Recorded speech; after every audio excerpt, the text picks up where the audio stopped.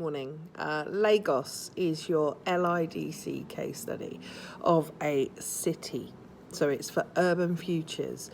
And you're looking at two cities, Lagos and Leeds, and looking at the issues they face, the character of them, the way of life, how we might get overcome some of those issues, and particularly focusing on a sustainable solution to one of the problems.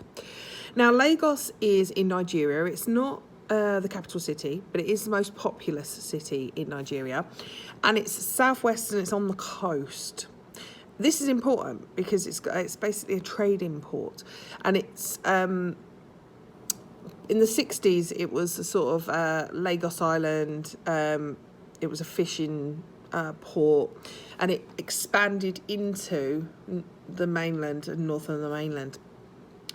Why is it important? Well, about 500,000 people move to Lagos each year from rural Nigeria. So rural to urban migration is causing some issues, but it's important to know why people are moving there. The reason they're moving there is there's the chance of better job opportunities that are well paid.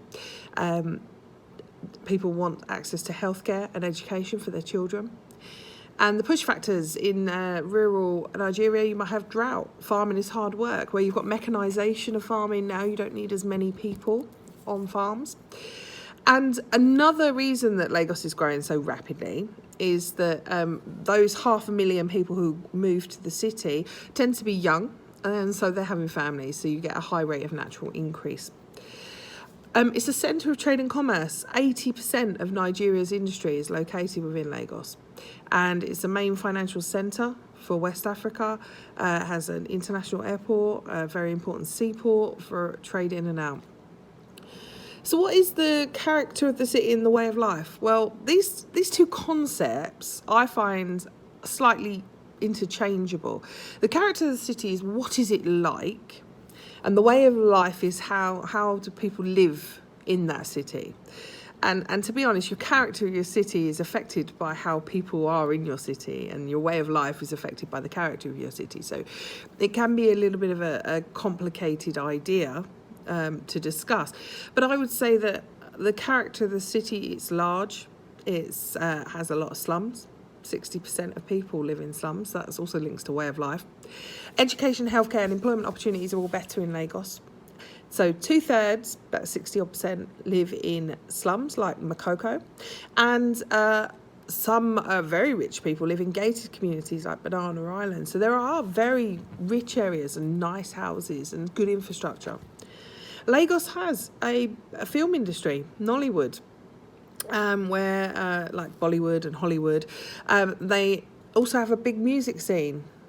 But Western style fashion is incredibly popular amongst the richer population of Nigeria, and a large proportion, even do still stick to their traditional lifestyles and their culture. Street parties, nightclubs, shopping all take place in Lagos, and there are many festivals throughout the year. The International Jazz Festival. 250 different ethnic groups live in Lagos, so it's hugely multicultural. The character of the city is hugely multicultural, but that will cause ethnic tension between some of the groups, as it does in any major city. That rapid urbanisation causes challenges for Lagos. Okay, and the challenges faced, you've got squatter settlements, informal housing, slums. All those three words I've just said mean the same thing. Informal housing is where housing's built up on land that person doesn't own. It's often land that is not necessarily suitable for building houses and communities. Houses in Makoko are built on stilts above the lagoon. There's a constant threat of eviction or having your house torn down as the city is cleaned up. There's only one school in Makoko. They had a floating school. Many people cannot afford to go to it. Communal toilets are shared by 15 people, and most of the waste goes into the lagoon below. Water can be brought in Makoko from vendors, but that can be up to 3 kilometres away for some households to get to. High levels of crime where you get lots of people living in informal settlements. The area of Makoko is actually patrolled by area boys who commit the crimes but also police the crimes. So, a bit dodgy there. And that, you've also got the challenge of health in a city that is rapid urbanisation. Is 500,000 people are moving there. 21 million people at the moment currently live there. Most of the city doesn't have access to sewers or clean water. That can lead to cholera. Malaria can be a problem if there's stagnant water. There's not enough healthcare facilities. Although there's more than there is in the rural areas, not everyone can access it. And another challenge caused by rapid urbanisation is informal sector jobs. There's not enough formal jobs for all the migrants. About 60% of people of Lagos work in the informal sector. Street sellers, barbers, carpenters, but they don't have any protection. They're not, they don't pay tax. They often work long hours for little pay, and they don't have any sick pay or protection or health and safety equipment.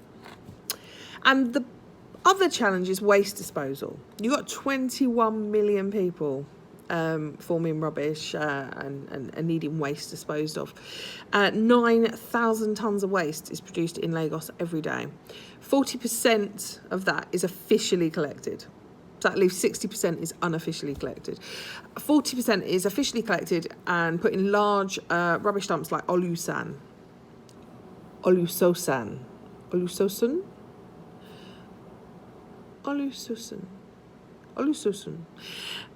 That can build up and contain toxic chemicals, and that can leach into your water, and that can cause methane to be released into the atmosphere.